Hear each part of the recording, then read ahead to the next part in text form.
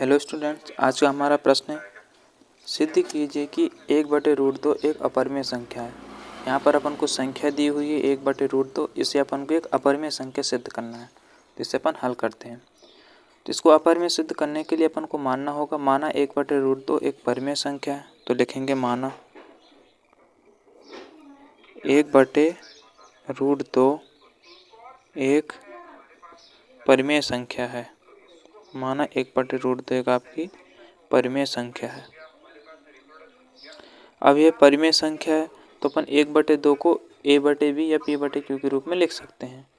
तो अपन 1/2 को 1/√2 को a/b या p/q के रूप में लिख सकते हैं। a/b आपका क्या है, a/b आपके यहाँ पर पूर्णांक है, यानी कि a/b भी आपकी क्या है, परिमेय संख्या है।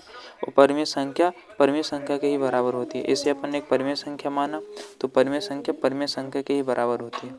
तो आगे हम लिखेंगे a और b क्या है, इसके बारे में अपन को लिखना होगा। तो लिखेंगे यहाँ a और b पूर्णांक है, यहाँ a और b पूर्णांक है। यहाँ a और b क्या है आपके, यहाँ a और b पूर्णांक है। और जो आपका b का मान है वो आपका 0 के बराबर नहीं है। और यहाँ पर a और b क्या है, तथा यहाँ जो a और b है, a और b ऐसी सहअभाज्य संख्याएं हैं, ऐसी सहअभाज्य संख्याएं हैं। सहअभाज्य का मतलब वे संख्या होती हैं जिनका मासा 1 हो। तो यहाँ a और b ऐसी सहअभाज्य संख्या है जिसका या जिनका एक के अतिरिक्त अन्य कोई उभयनिष्ठ गुणनखंड नहीं है। जिनका एक के अतिरिक्त अन्य कोई उभयनिष्ठ गुणनखंड नहीं है। उभयनिष्ठ गुणनखंड नहीं है। यहाँ पर ने a/b क्यों माना, a/q इसलिए माना कि जो है आपकी जो परिमेय संख्या होती हैं वो आपकी वे संख्या होती है जिन्हें अपन a/b के रूप में लिख सकें, यानी कि जैसे अंश बटे हर के रूप में लिख सकें। इसलिए अपन ने 1/√2 को a/b के बराबर माना। अब अपना यहाँ पर 1/2 बराबर क्या है, a/b के है, तो अपन लिखेंगे 1/√2 ये आपका जो है a/b के बराबर है। अब आप इसको क्या करोगे, उल्ट दोगे, तो यहाँ आपका √2 आ जाएगा, यहाँ आपका बचेगा b/a। अब आप यहाँ देख सकते हैं कि जो आपका b/a है ये आपका एक अंश बटे हर के रूप में लिखा है, यानी कि भिन्न के रूप में लिखा है। तो अपन कह सकते हैं कि जो आपका यह है यह एक परिमेय संख्या है।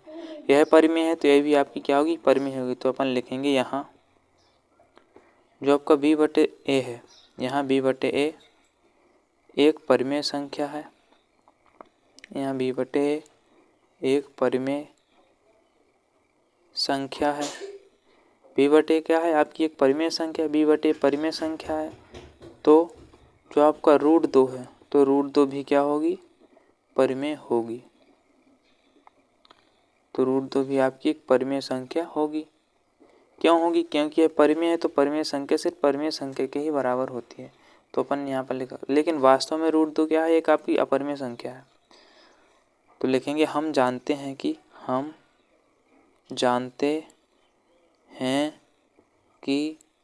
√2 एक अपरिमेय संख्या है, अपरिमेय संख्या है।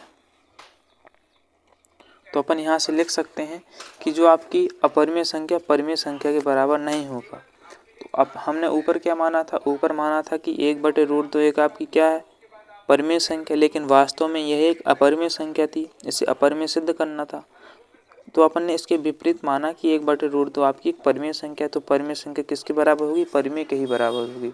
तो अपना यहाँ से सिद्ध हो रहा है कि जो आपका b/a है ये आपका परिमेय है, तो परिमेय के बराबर होना चाहिए। लेकिन वास्तव में जो आपका √2 है वो एक अपरिमेय है, जबकि अपरिमेय संख्या परिमेय के बराबर नहीं हो सकती, यानी कि अपन को इसका उल्टा प्राप्त हुआ। अपन ने माना कि परिमेय संख्या क्या होती है, परिमेय के बराबर होती है, लेकिन अपना यहाँ पर निकल करके आया कि परिमेय क्या होती है, परिमेय के बराबर तो होती है, लेकिन √2 आपकी एक अपरिमेय संख्या है। तो √2 एक अपरिमेय संख्या है और एक परिमेय संख्या, तो अपरिमेय संख्या परिमेय के बराबर नहीं हो सकती। तो अपन लिखेंगे अतः यह हमारी कल्पना के विपरीत रहा, अतः यह हमारी कल्पना के विपरीत रहा। कल्पना के विपरीत रहा। जो आपका 1/√2 है, 1/√2 एक अपरिमेय संख्या है, एक अपरिमेय संख्या है।